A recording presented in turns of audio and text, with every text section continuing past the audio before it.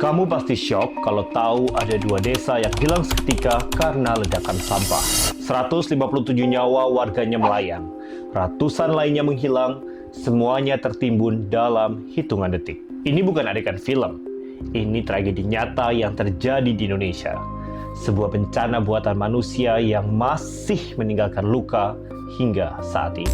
Pada tanggal 21 Februari 2005, malam itu, hujan turun deras di Cimahi, di kejauhan, di sebuah tempat yang seharusnya hanya menjadi tempat pembuangan akhir. Gunungan sampah setinggi 60 meter dan sepanjang 200 meter mulai kehilangan keseimbangannya.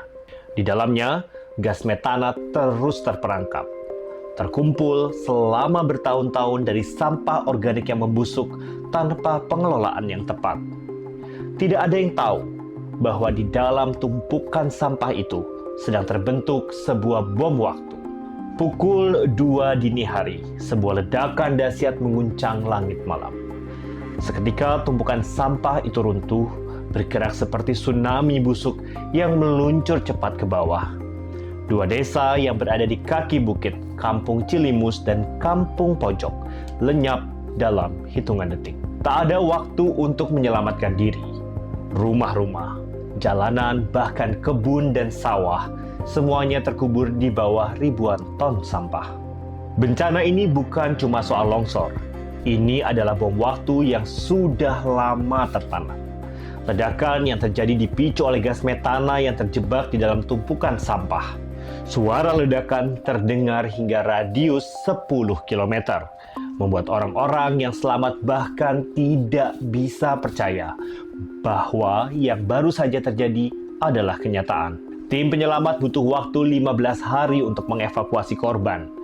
Dari ratusan korban yang tertimbun, hanya 157 jasad yang berhasil ditemukan.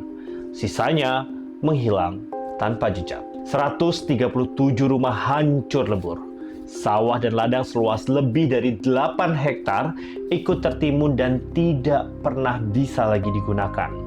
Saat proses evakuasi, beberapa jenazah ditemukan dalam posisi sujud dan ada yang bahkan masih memegang ponsel yang entah bagaimana masih bisa berdering meski telah terendam dalam lautan sampah. Tragedi ini tidak hanya meninggalkan luka bagi keluarga yang ditinggalkan, tetapi juga mencatat sejarah sebagai insiden longsor sampah terbesar kedua di dunia setelah bencana di TPA Payatas, Filipina.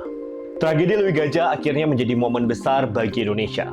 Pemerintah menetapkan tanggal 21 Februari sebagai Hari Peduli Sampah Nasional. Sebuah hari yang dibuat untuk mengingatkan tragedi ini sekaligus mendorong kesadaran soal pengelolaan sampah yang lebih baik. Tapi setelah hampir 2 dekade berlalu, pertanyaannya masih sama. Apakah kita benar-benar belajar dari sejarah? Apakah kita benar-benar berubah?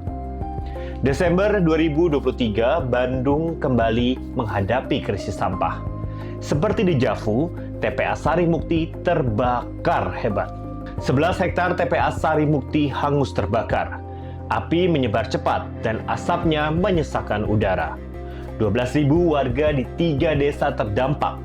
Puluhan orang mengalami ispa dan penyakit pernafasan lainnya. Tapi kejadian ini bukan hanya terjadi di satu tempat. Di berbagai daerah, TPA lain ikut terbakar secara misterius. Di TPA Putri Cempo di Solo, TPA Randegan di Mojokerto, hingga TPA Gunung Sadai di Belitung. Semuanya mengalami kebakaran dalam rentan waktu yang hampir bersamaan. Banyak yang curiga ada oknum yang bermain di balik semua ini. Tapi sains punya penjelasan yang lebih masuk akal.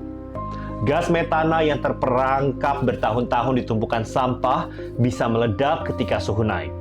Saat musim kemarau panjang, gas ini mencapai titik kritis. Satu percikan-percikan kecil saja dan ledakan tak terhindarkan.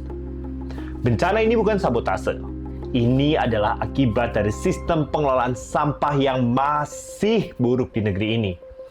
Kita masih membuang sampah organik dan anorganik secara sembarangan.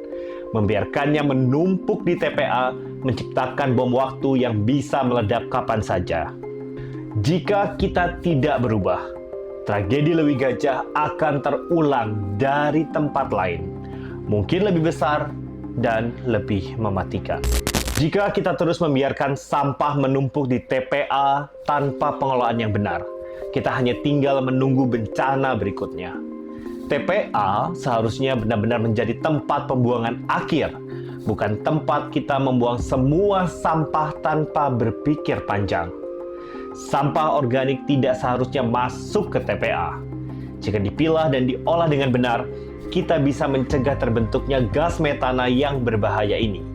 Kabar baiknya, sudah ada wilayah di Bandung yang sukses memilah sampah dan mengelola limbah organik secara kolektif. Mereka membuktikan bahwa sistem ini bisa berjalan. Kamu bisa nonton kisah sukses mereka di video ini. Jadi, kalau mereka bisa, kenapa kita tidak? Kita tidak butuh alasan lagi untuk tetap membuang sampah sembarangan. Sekarang, waktunya kita bertindak. Kalau kita semua ikut bergerak, tragedi Lewi Gajah tidak akan pernah terjadi lagi. Ayo, jaga bumi mulai dari hal kecil. Kelola sampah dengan benar.